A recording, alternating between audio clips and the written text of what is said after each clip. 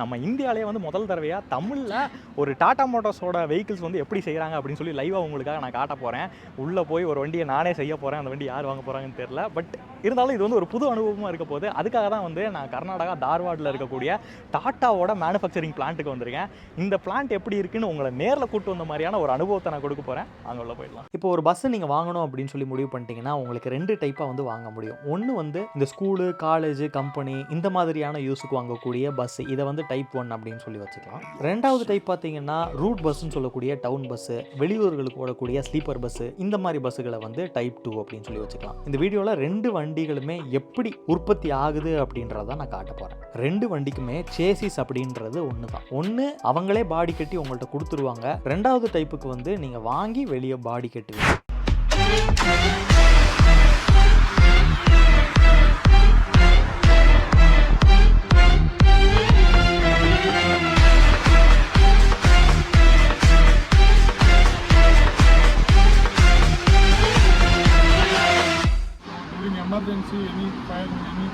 ஏதாச்சும் தவிர்க்க முடியாத சூழ்நிலை, தீ விபத்து அந்த மாதிரி அவசரங்களில் ஏற்பட்டால் இங்கே சைட்டில் பார்த்தீங்கன்னா சேஃப்டி பாயிண்ட்டுன்னு சொல்லி கொடுத்துருப்போம்.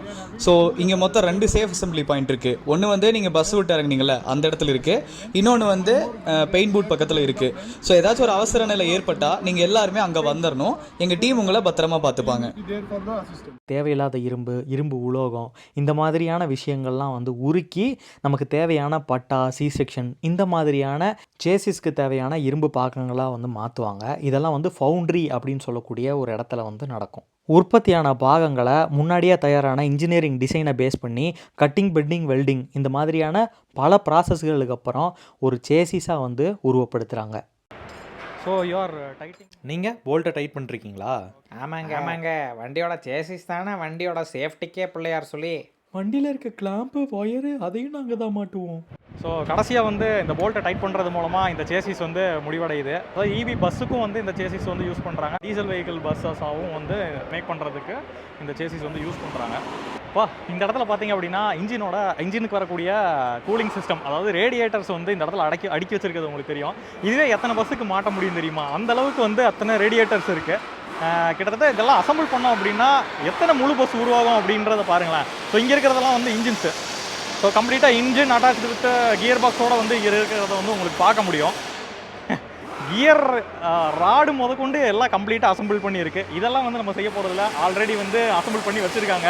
இதெல்லாம் செய்யணும் அப்படின்னா நான் வந்து ஒரு அதிமேதாவியாக இருக்கணும். பட் ஓகே, இப்போ இங்கே இருக்கிற இன்ஜினை வந்து எடுத்து சேசிஸில் அசம்பிள் பண்ணி ஒரு கம்ப்ளீட் பஸ் எப்படி செய்கிறாங்க அப்படின்றத நம்ம பார்க்கலாம் வாங்க. ஸோ அடுத்ததாக வந்து இந்த வண்டியோட சேசிஸில் இருக்கக்கூடிய டியூப்ஸு, ஹோசஸ்ஸு, அதுக்கப்புறம் டிரைவ் ஷாஃப்ட்டு எல்லாத்தையும் வந்து இதில் பொருத்திட்டு அதுக்கப்புறம் வந்து அதை டைட் பண்ணுற வேலை எல்லாமே வந்து இந்த இடத்துல வந்து நடந்துக்கிட்டு இருக்கு. ஸோ நம்ம நார்மலாக வந்து வண்டியில் சொல்லக்கூடிய பட்டைன்னு சொல்லக்கூடிய லீவ் ஸ்ப்ரிங்ஸ் எல்லாம் பார்த்தீங்க அப்படின்னா இந்த இடத்துல தான் வந்து இருக்குது. இதை வந்து கம்ப்ளீட்டாக நம்ம எடுத்து ஜஸ்ட்டு ஃபுல்லாகவே வந்து கிரேன் யூஸ் பண்ணுறாங்க. அந்த ஹெவி வெயிட்டை வந்து மேனால் லிஃப்ட் பண்ண முடியாததுனால ஜஸ்ட் கிரேன் யூஸ் பண்ணி அந்த இடத்துல வந்து உங்களுக்கு சேசிஸில் பொறுத்துறதுக்கான வேலை வந்து இந்த இடத்துல நடந்துகிட்டு இருக்கு வேகமாக. ஸோ இப்போ வந்து பின்னாடி இருக்கிறது பார்த்தீங்க அப்படின்னா வண்டியோட ரியர் ஆக்சில். ஸோ எல்லா பஸ்ஸுக்குமே வந்து பொருத்தக்கூடிய, இது வந்து பஸ்ஸு மட்டும் கிடையாது, நம்ம பார்த்தோம்ல எம்ஹெச்வி, அதாவது கொஞ்சம் இப்போ டாடா சிக்னா மாதிரியான பெரிய ட்ரக்குகள் நம்ம பார்த்துருப்போம் இதுக்கு முன்னாடி வீடியோவில். அந்த வீடியோவில் காட்டக்கூடிய பஸ்கள் மேனுஃபேக்சர் பண்ணக்கூடிய சேசிஸுமே வந்து இங்கே தான் வந்து தயாரிக்கிறாங்க, உற்பத்திப்படுத்துகிறாங்க. ஸோ இங்கே வந்து வரிசையாக வந்து பஸ் சேசிஸ் வந்து இருக்கிறது உங்களால் பார்க்க முடியும். இதுக்கு பேர் தான் வந்து லைன் அப்படின்னு சொல்லுவாங்க. ஸோ இது என்னென்னா, அது பக்கத்துலேயே பார்த்தீங்கன்னா இந்த இடத்துல அப்படியே பக்கத்தில் அந்த ரியர் ஆக்சில், அதுக்கப்புறம் இங்கே இருக்கக்கூடிய லீவ் ஸ்ப்ரிங்ஸ் எல்லாம் உங்களால் பார்க்க முடியும். ஸோ எல்லாத்தையுமே வந்து மேலே வந்து எல்லா இடத்துலையும் வந்து க்ரேன்ஸ் இருக்கும் உங்களுக்கு. ஸோ அதை வச்சு டக்குன்னு லிஃப்ட் பண்ணி இதில் வச்சிடுறாங்க. இங்கே இருக்கக்கூடிய அசம்பிளி பண்ணக்கூடிய ஒர்க்கர்ஸ் வந்து டக்குன்னு போல்ட் போடுறது, இந்த மாதிரி ஒர்க்ஸ் எல்லாம் வந்து டக்குன்னு பண்ணி முடிக்கிறதுனால ஒரு சேசிஸ் வந்து ஈஸியாக நினச்சி பார்க்க முடியாத அளவுக்கு சீக்கிரமாக வந்து ஒரு சேசிஸ் வந்து பில்ட் ஆகிக்கிட்டு இருக்கு. ரியர் ஆக்சில் வந்து இன்னும் வைக்கல, இங்கே இருக்கிறத தூக்கி இப்படி வைப்பாங்க. இந்த இடத்துல பார்த்தீங்கன்னா உங்களுக்கு இந்த பட்டன் சொல்லக்கூடிய அந்த லீவ் ஸ்ப்ரிங் வந்து மாட்டியாச்சு. அதுக்கப்புறம் வால்வ்ஸு, ஹோசஸ்ஸு, ஹைட்ராலிக் ஹோசஸ் எல்லாமே வந்து இதில் மாட்டியாச்சு. ஸோ கம்ப்ளீட்டாக ஒரு சேசிஸ்க்கு என்னென்ன தேவையோ எல்லாமே வந்து இதில் அசம்பிள் பண்ணி முடிச்சிடுறாங்க. ஸோ அதுக்கப்புறமா வந்து நம்ம பார்க்க போகிறது என்ன அப்படின்னா, இப்போ வந்து இப்படி இருக்குது. ஸோ மேலே தானே டயர்லாம் மாட்ட போகிறோம். ஸோ இது சேசிஸாக அப்படியே 180 டிகிரிக்கு நம்ம வந்து ரொட்டேட் பண்ணணும். அதுக்கு வந்து தனியாக வந்து எக்யூப்மெண்ட் வச்சுருக்காங்க. ஏன்னா மேன் பவரால் வந்து அதை லிஃப்ட் பண்ணி திருப்ப முடியாது அப்படின்றனால அது தனியாக எக்யூப்மெண்ட் இருக்குது. ஸோ அதை திருப்புவாங்க. அது எப்படி என்ன பண்ணுறாங்க அப்படின்றத நான் உங்களுக்கு காட்டுறேன். ஓகேவா? சேசிஸை வந்து கம்ப்ளீட்டாக திருப்புறதுக்கு முன்னாடி நம்ம கடைசியாக செய்ய வேண்டிய வேலை என்னென்னா, ஒவ்வொரு இடத்துலையும் லீஃப் ஸ்ப்ரிங் இருக்க இடத்துல போட்டிருக்க ஆக்சில்லாம் வந்து கரெக்டாக ஃபிட் ஆகிருக்கா அப்படின்றத ஒரு போல்ட் டைட் வந்து பண்ணுறாங்க. அது வந்து டைட் கம்ப்ளீட்டாக பண்ணியாச்சுன்னா இந்த ப்ராசஸ் வந்து கம்ப்ளீட்டாக முடிஞ்சிடும்.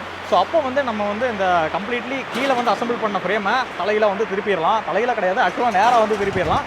அதுக்கப்புறம் வந்து மேலே அசம்பிள் பண்ணக்கூடிய ப்ராசஸ் வந்து இங்கேருந்து அடுத்த லைனில் உங்களுக்கு ஆரம்பிக்கும். ஒன்ஸ் இந்த அண்டர் சேசிஸ் வந்து கம்ப்ளீட்டாக பில் பண்ணதுக்கப்புறம் நம்ம வந்து இப்போ சேசிஸை திருப்ப வேண்டிய நேரம் வந்துருச்சு. சேசிஸை கம்ப்ளீட்டாக நம்ம ரொட்டேட் பண்ணிவிட்டு மேலே வந்து அசம்பிளி வந்து ஸ்டார்ட் பண்ண போகிறோம். எஸ், இப்போ வந்து நம்ம ஜஸ்ட் போல்ட்டெல்லாம் டைட் பண்ணி முடிச்சதுக்கப்புறம் கன்வேயரை ஸ்லோவாக மூவ் பண்ணி இந்த ரெஸ்ட்ரிக்டட் ஏரியாக்குள்ளே வந்து போகுது. ஸோ இந்த இடத்துல பார்த்தீங்கன்னா உங்களுக்கு மேலே 2 பெல்ட் தெரியும். ஸோ அந்த பெல்ட்டை யூஸ் பண்ணி கீழே போட்டுருவாங்க. போட்டு முடிச்சதுக்கப்புறம் அப்படியே வந்து இந்த சேசிஸை 180 டிகிரியில் வந்து ரொட்டேட் பண்ணி ஃப்ரண்ட் நேராக வந்து திருப்பிடுவாங்க. ஸோ அதுக்கப்புறம் தான் வந்து மேலே அசம்பிள் பண்ணக்கூடிய ப்ராசஸ் வந்து ஆரம்பிக்க போகிறோம். ஸோ ஒன்ஸ் வந்து அந்த சேசிஸை 180 டிகிரிக்கு ரொட்டேட் பண்ணதுக்கப்புறம் நம்ம மாட்ட வேண்டியது வந்து வண்டிக்கு வந்து டயரு, அதுக்கப்புறம் கனெக்ஷன்ஸ்க்கான ஒயர். ஸோ இதை வந்து இந்த இடத்துல வந்து பண்ணுறாங்க.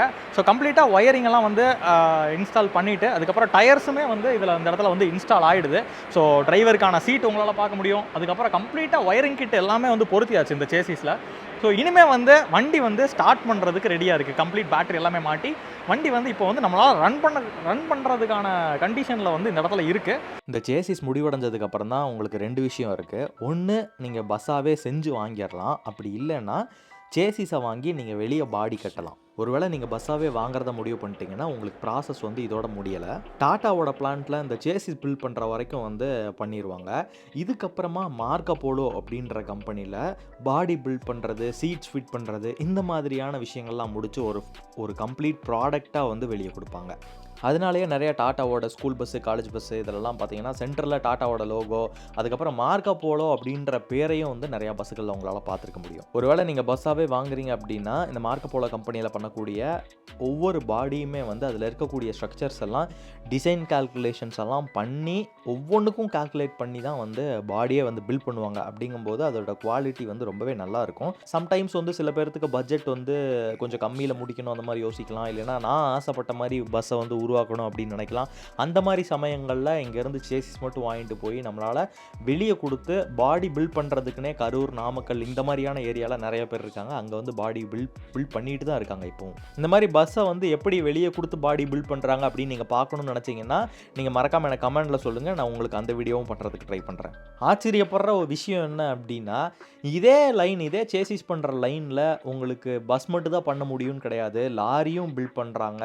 உங்களுக்கு தேவையான என்ன வண்டி வந்து மேனுஃபேக்சரிங் பண்ணணும்னு நினைக்கிறாங்களோ எல்லா வண்டியுமே வந்து இதே லைனில் சேசிஸோட சைஸை மட்டும் மாற்றி பண்ணிடுறாங்க. அப்படிங்கும்போது அவங்களுக்கு என்ன வண்டி ப்ரொடக்ஷன் பண்ணணும் அப்படின்னாலும் இந்த ஒரே லைனில் அவங்களால பண்ண முடியுது. லாரியோட சேசிஸ்லேயுமே வந்து நீங்கள் வெளியே கொடுத்து பாடி பில்ட் பண்ணணும் அப்படின்னாலும் பாடி பில்ட் பண்ணுறவங்களே தனியாக இருக்காங்க. ஒரு லாரியோ எது உங்களுக்கு பிடிச்ச விருப்பமான என்ன மாதிரி இருக்கணும், என்ன டிசைனில் இருக்கணும் அப்படின்றதெல்லாம் நீங்கள் பேசி உங்களுக்கு பிடிச்ச மாதிரி வந்து பாடி வந்து பில்ட் பண்ணிக்க முடியும்.